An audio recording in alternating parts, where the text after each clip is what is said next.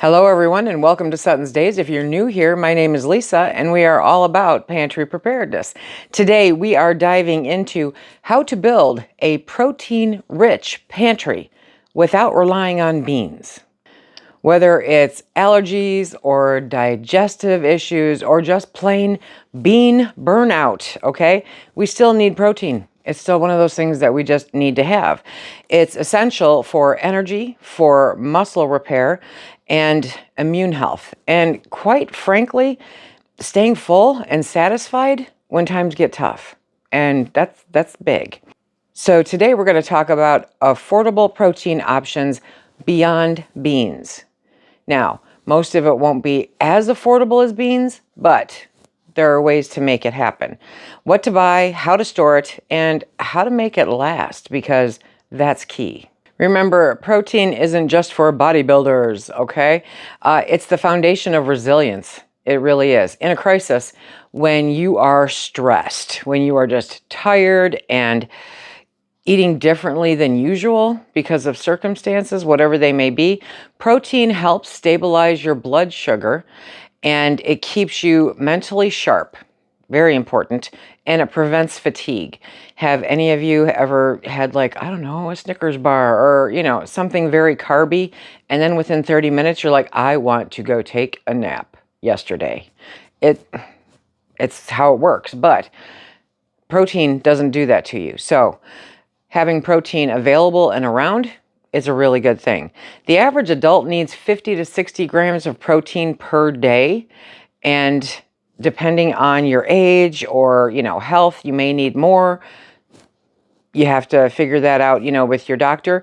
So if you're stocking for 2 weeks or 3 months, it can add up super fast, really fast. And it can be kind of daunting when you go to do the math. But don't worry, because we're going to break it down. You can totally break it down. But that's why today I am going to be breaking down 20-ish affordable protein options with practical storage and meal ideas for each one. Because protein matters. And I love protein. First and foremost, let's talk about canned and shelf-stable meats, because I love my ugly meats, right? Canned chicken. Canned chicken is like one of my favorite things in the world. You can do commercially canned or you can do home canned. Either way. If you're going to do it home canned, then of course, I always advocate for doing it the right way so that you're not wasting money or trying to take anybody out. But let's look at canned chicken for an instance, okay? Affordable, super affordable if you catch it on sale. It's versatile, definitely, and it's mild flavored, which makes it good for so many different things. It's perfect for soups. It's perfect for casseroles.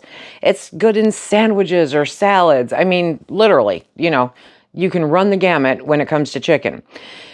Stock a case of it when it goes on sale, whether that's stuff that you have to can yourself or whether it is commercially canned, either way.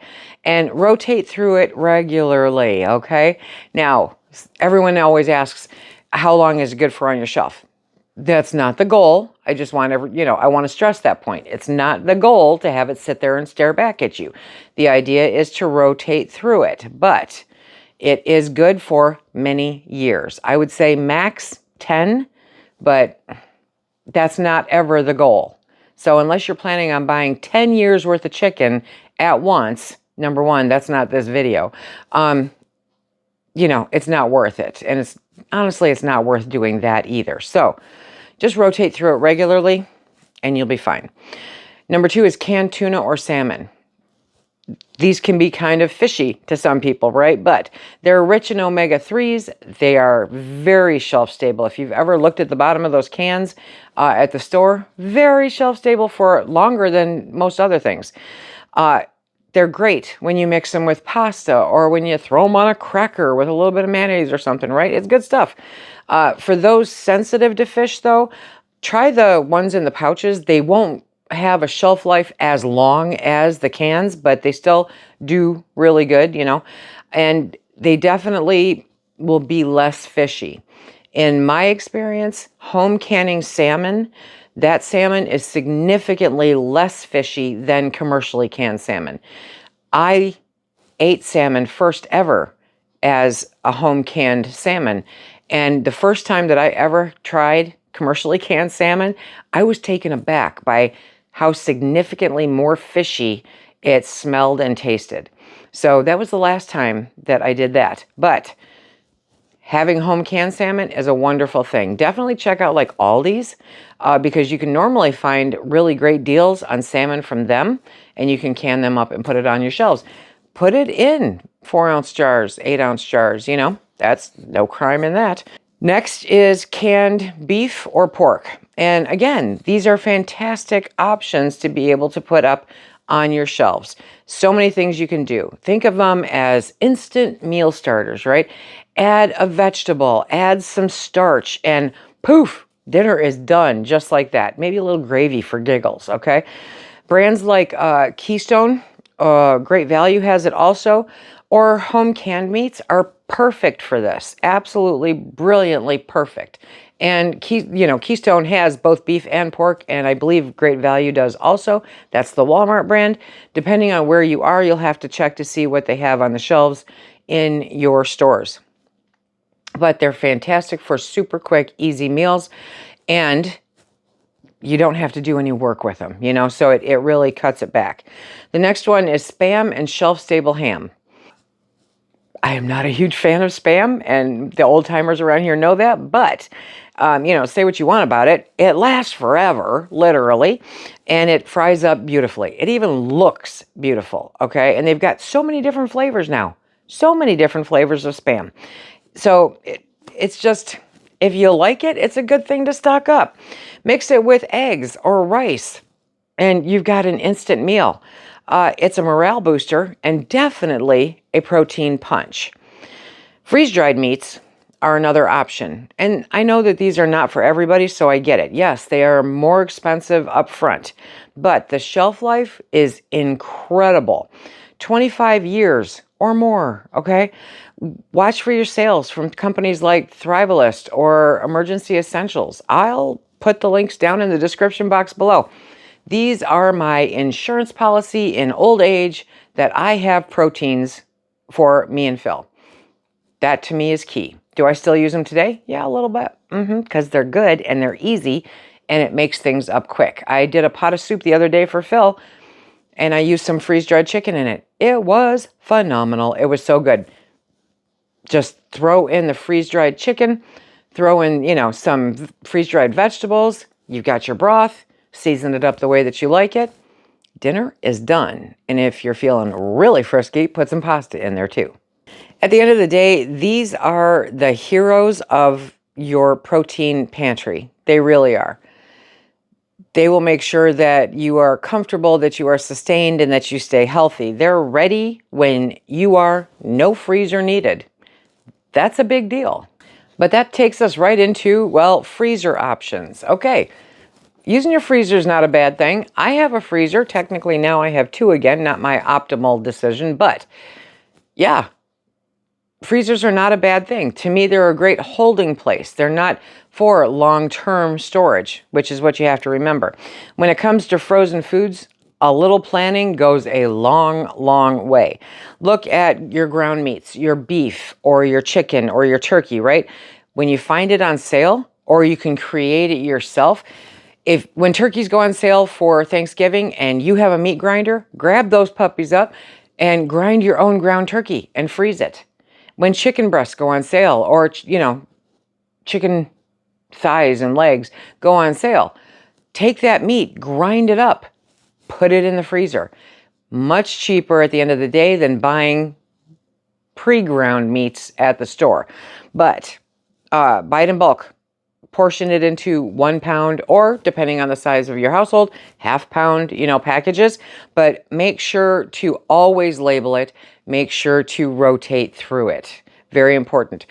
You don't want freezer burn. Otherwise, you've totally wasted a whole bunch of time and money. And nobody has a whole bunch of those anymore.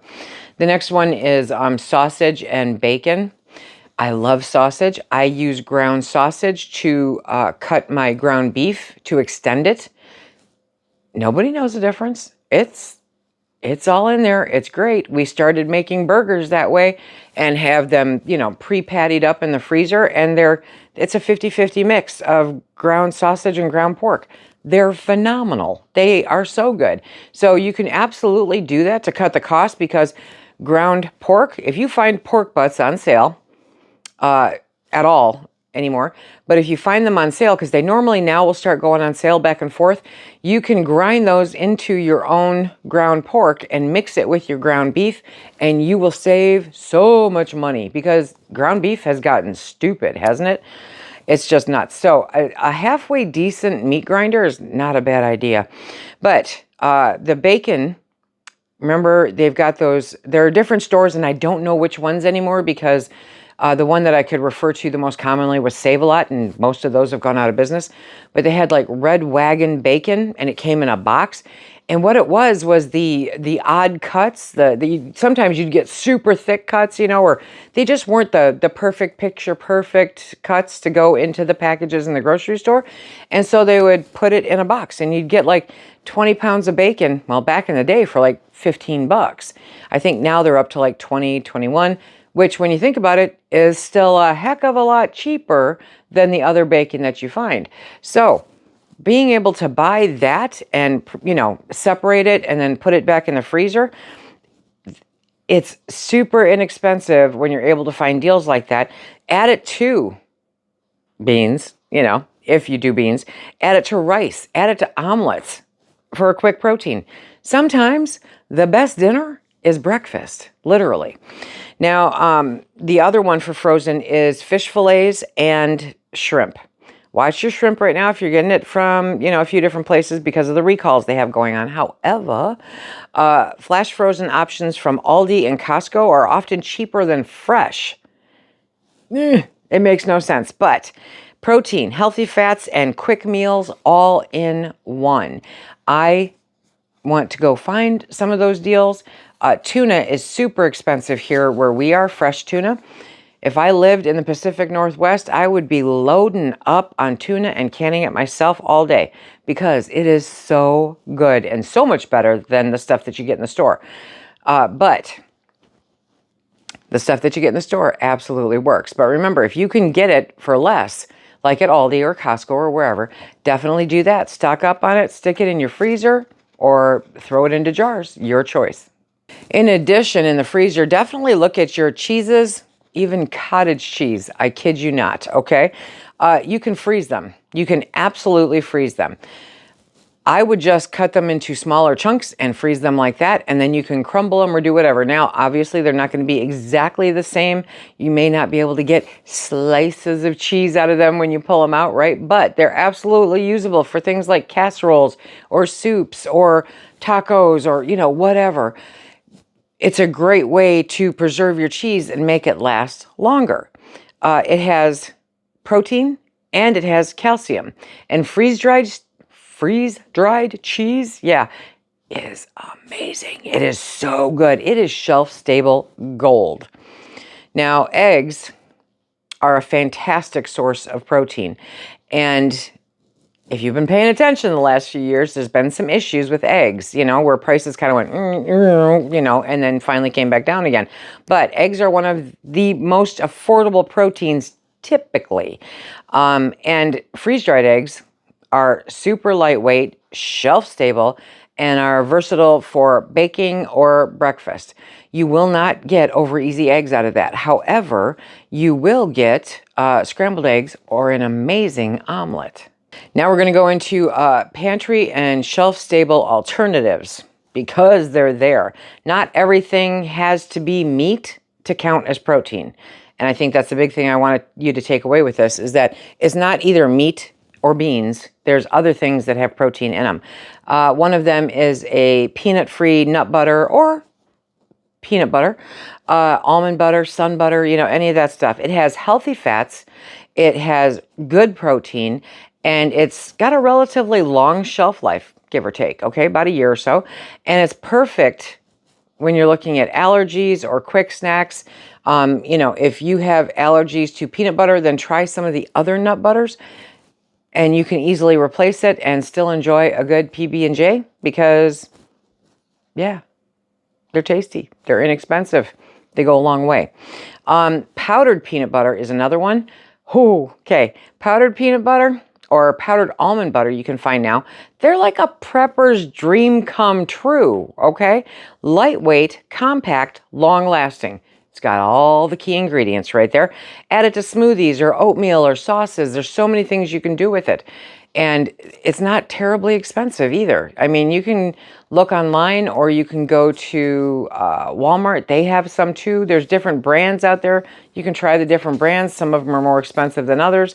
I haven't found a difference, truth be told, when I taste them. So either way goes. Okay, next is shelf-stable milk and protein powder. I'm kind of clumping these together, but they both have a place in your pantry if you're not allergic to them, okay? Powdered milk adds 8 grams of protein per cup. 8 grams of protein per cup. That's like a sixth of what you need for the day in 1 cup of milk. And it's excellent for cooking. It's excellent for baking. It's even not bad for drinking, you know? Whey or collagen powders stretch your protein intake very easily. I start my day every day with protein powder in my coffee because it gives me the protein I need without making me cook something, and that's important.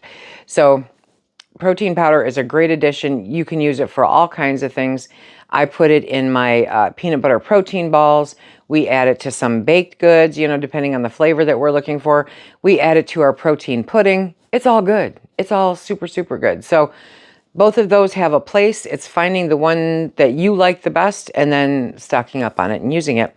Next is canned or powdered cheese sauces, because cheese is the culinary glue, right? But yes, cheese counts. It really does. These make shelf-stable comfort meals super quick, but they're perfect for grab and go or bug out bags even, you know. Velveeta or Velveeta-like cheese sits on your shelf for at least 6 months. And then they've got jarred cheese that you can pick up. Do I suggest ever that you buy a number 10 can of nacho cheese and recan it? Only if you're looking to take out your family. It's ridiculous. Nobody's tested it to know how long you can put it up there, so don't do it. It's not a deal if you can't use it. So just get the smaller containers of it. It's available everywhere. It's good stuff. And the powdered cheese, because I get white cheddar and I get yellow cheddar powder from Azure Standard. There's other places to get it, but I get mine from Azure Standard, and nutritional yeast gives you that cheese-like flavor. So being able to sprinkle those on different things, it's perfect. It just tastes so good, you know. And jerky and meat sticks. Now, not all jerky and meat sticks are created equal. So some of them are meant to sit on the shelf all the time, which makes you wonder what's in there, okay? And some of them are meant to be refrigerated or frozen if you want extended lives out of them. So a shelf-stable emergency staple in some cases. Watch the sodium levels. They can be out of this world in those, but they're perfect for grab and go or bug out bags there too. You can make your own jerky, and then I would recommend vacuum sealing it and in portion sizes and putting it in the freezer. There's no way to make jerky at home that makes it reliably shelf stable. That's what we're looking for. Reliably shelf stable across the board, whether you're living in New York or California, you know. That's the kind of the ground rule. If it's not reliable across the board, it's not reliable, period. So something to keep in mind when you're thinking about jerky. I love jerky. It's so good. Now, the home prepared options, I'm big on the home prepared options, right? Home canned meats are gold as far as I'm concerned. I love canning protein.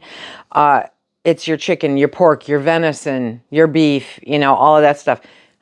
Deer season's coming up. White-tailed deer season's coming up. So, hello.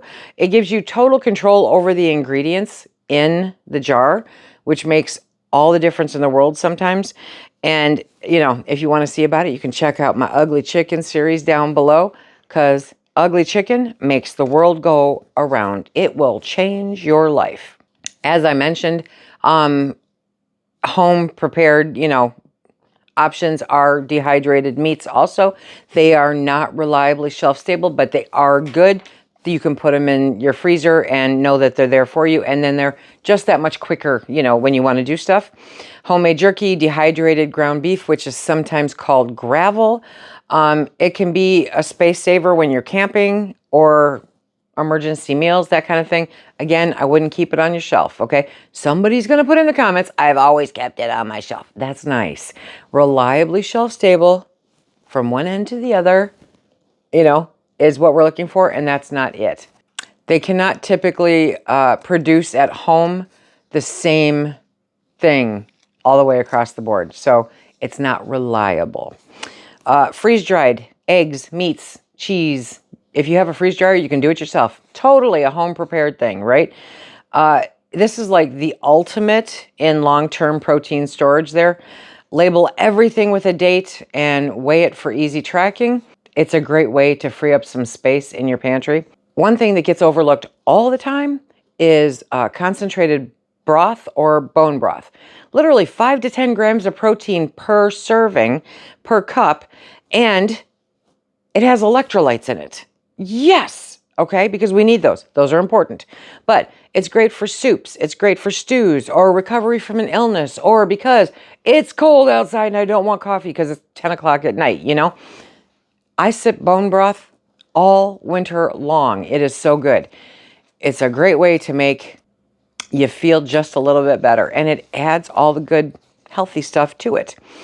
Now, as you know, we're in here talking about it, there's also collagen or gelatin. Collagen powders, they have them all over the place now. We do Vital Proteins. Find it's a fantastic thing. It has really helped a lot with a lot of different issues. So it's not a complete protein, but it is still a good protein. And then gelatin. Did you know Jello, like Jello in the box, can last forever on your shelf? Forever, as long as something doesn't get into it. So find a nice way to secure it. But these are perfect pantry add-ons. Absolutely perfect. You want something a little sweet? Make up some Jello and don't cool it. You can actually sip it warm and it's good. It's very good. It's a gelatin or plain gelatin or the collagen powder is a great boost of protein in your coffee or your tea, soups, desserts, all the things. I'm telling you, all the things, okay? Plus, the bonus is it really helps your joints and your skin. It's a win-win, win-win-win. Now, we're going to talk about how to stock it up smart. I know, this is not fun. This is going to have to be some math. So you're going to want to grab a pen, kind of poke me in the nose there and pause it, okay? But we're going to talk about how much you actually need. When you're looking at adults, you're looking at 50 to 60 grams of protein per person per day. That's what you have to factor. So you're going to use that as your multiplier, okay? If you're looking at 2 weeks, that's a total of 1,400 to 1,600 grams of protein per person. Yeah. Now, multiply that by 3 months. You're multiplying it by 6, okay? You've got roughly 9,000 grams or 9 kilograms, if you want to do that to yourself, of protein per person. That's how much protein you have to accumulate. But it doesn't have to be expensive and it doesn't have to take up a lot of room because you're getting protein from all of these different sources. And that is how you make it more doable, more attainable. Use a mixture. If you mix all of these different options together, right? Look at overall 50% of it is canned or meat-based. 50%. 30% is dairy, if you can do dairy, or freeze-dried for giggles, okay? And then 20% is shelf-stable or powdered.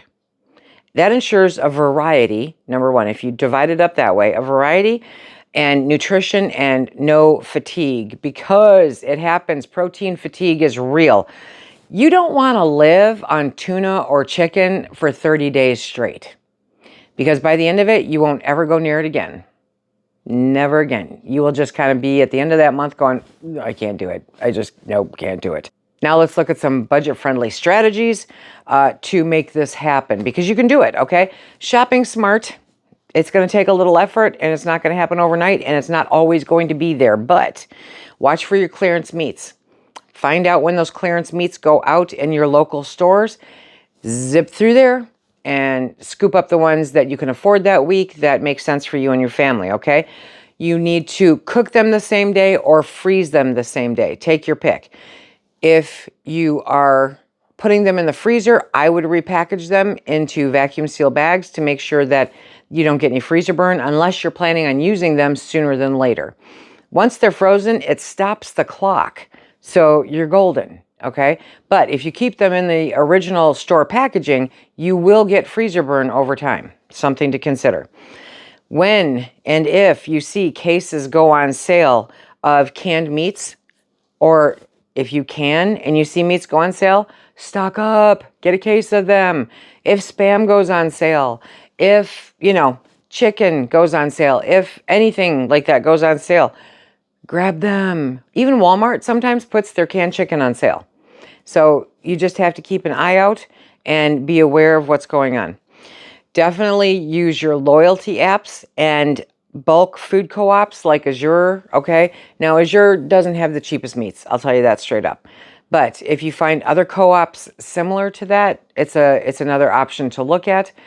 Definitely use your apps. Look for, odd stores that mom and pops, typically, they get the really great deals, which is what we do. And you can stock up on those when they become available. The more that you stock your pantry, the more money that you don't have to spend every single week, and you can actually stock that away to take advantage of those deals. It's something that you build over time. It just is. Now, always, my golden rule, rotate it. Stock what you eat what you stock, without fail. If you're not doing that, you are doing yourself a disservice and you are wasting food. Protein isn't cheap, literally. Because the beef, and I did a video on that, because of the beef prices, a lot of people are moving towards pork and chicken. Supply and demand, pork and chicken prices are going up. So you need to keep an eye on that so that you know where you stand in your area at what time of year. Lack of protein, though, will cost you more than buying the protein, because your health, your energy, and your morale are not something that you can easily fix. You just can't. So don't risk those. Find a way to add some inexpensive protein to your pantry. How to use what you store. Do I have some fun for you? I do. Okay, so let's make it really practical to start off with, okay? Canned chicken. Chicken salad wraps, casseroles, soups, stews, literally chicken tacos. It can be used for anything, okay? Canned salmon. Really simple, with some breadcrumbs and a little bit of mayo and maybe some, seasoning of your choice. You can make patties out of it, and they taste amazing. Powdered peanut butter, smoothies, sauces, cookies. Hello, yeah. Broth and freeze-dried vegetables is soup, just like that. It's beautiful. If you have freeze-dried meat, if you use freeze-dried meat, or if you want to stock it up, refresh it and add it directly to pasta or rice dishes, and you have amped up that protein. Keep a binder or a recipe box with easy 3-ingredient protein meals. They're there, and I'm going to kickstart your imagination a little bit, and there will be a link to a download for a bunch of 3-ingredient protein meals that you can download. When you click the link, it will do an automatic download that puts it right directly in wherever your device downloads to. That's as far as I can help you with, okay? It's real preparedness. It's food that you will actually eat, which is why you're buying it, okay? Mindset motivation is something that I'm going to be touching on just a little bit more, now as we move forward, because preparedness isn't about panic. It's not about panic. And so I'm going to get the trolls out there saying, stop fear-mongering. I'm not fear-mongering. This is something that literally our species has done since the beginning of time, is to try to ensure that we have what we need moving forward, not a day-to-day thing, So it's not new. We've just got trolls out there like flapping their gums, blah, blah, blah, blah, blah, right? So it's preparedness is not panic, it's peace of mind. It's peace of mind. It gives you the most amazing sense of peace. Protein is one of those building blocks that keeps you strong. It keeps you focused. It keeps you calm when life is messy, because life is messy. I don't care who you are. Whether you're feeding one person or a family of 5, you can build a pantry that supports your health, it supports your budget, and it supports your future.